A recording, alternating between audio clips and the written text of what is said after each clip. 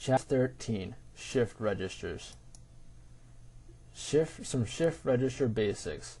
Shift registers receive 4 bits of parallel data and shift them to the right. Timing is provided by the input clock of the shift register. Shift right by 1 position each clock pulse. We'll see this in figure 13-1 as a parallel format and a serial format of a shift register. An example with figure 13-1, you have the shift of a value 0 and then X. You can see it increment down as each block it pulses through.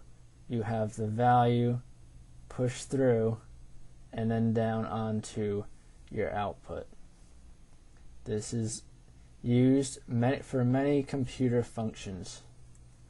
We have a parallel to serial conversion, which is a 4-bit parallel in and serial out shift register.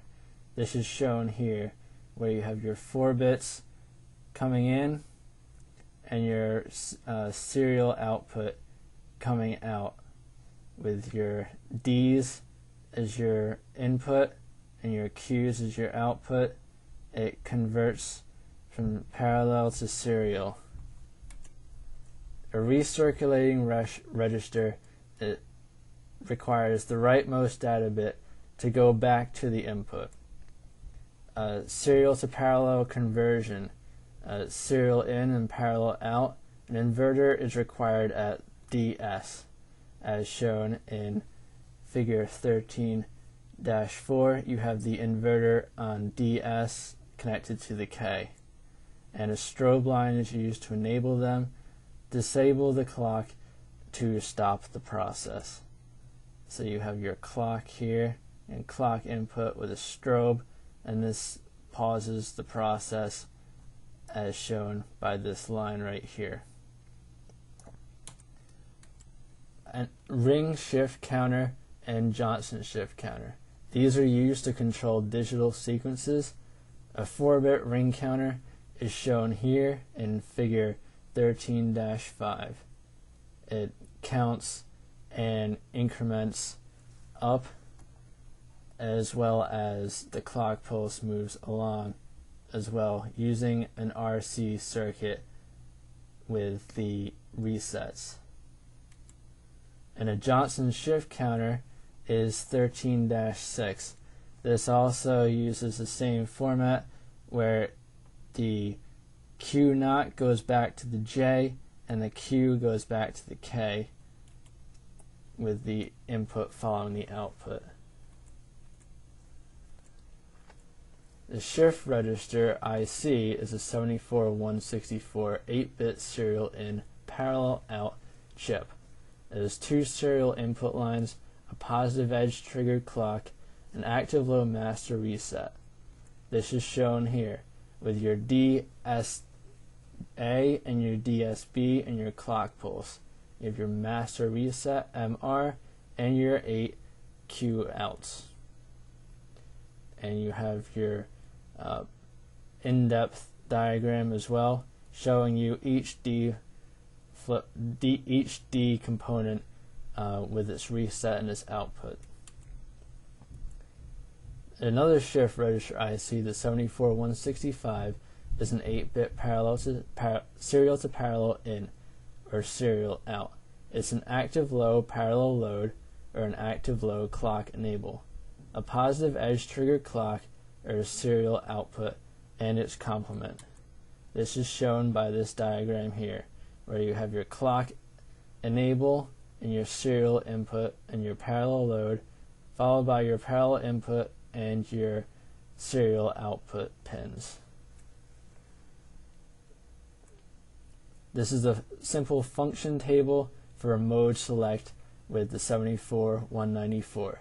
You have a number of operation modes: reset, hold, shift left, shift right, or parallel load. These can be obtained via the inputs being a certain sequence, and the outputs will hold to those sequences. There are 3 state outputs for shift registers: a high, low, or float, which is a high impedance state. This is used to connect output of more than one register to the same points. A 74395, a 4-bit shift register with a tri-state output, can be used with this.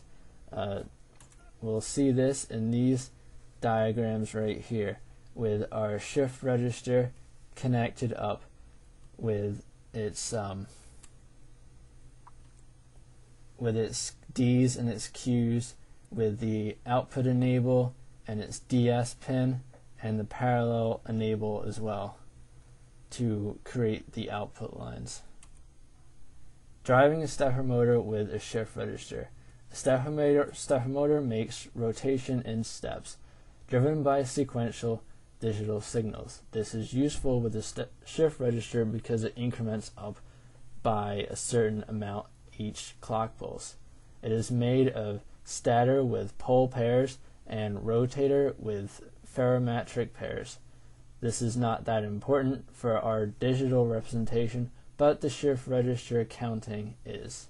As you can see here, we'll have our four inputs, our parallel load, and our shift on our outputs, our shift right from 1 0 0 0 all the way to 0 0 0 1 in terms of the shift maneuver.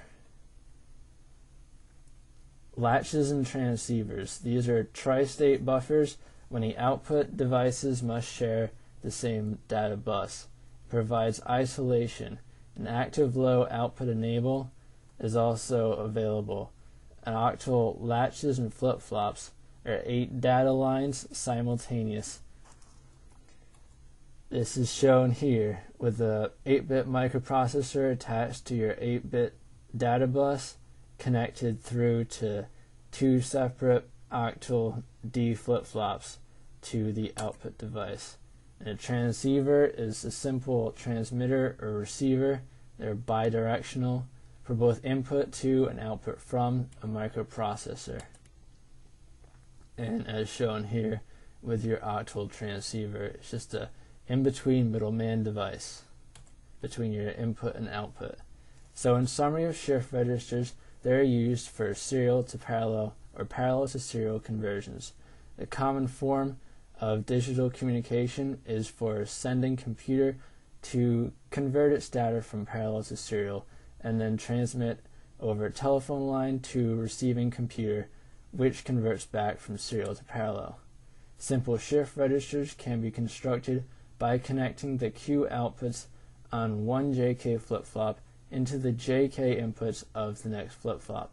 Several flip-flops can be cascaded together this way, driven by a common clock, to form multiple shift registers. The Ring and Johnson shift counters are 2 specialized shift registers used to create sequential control waveforms.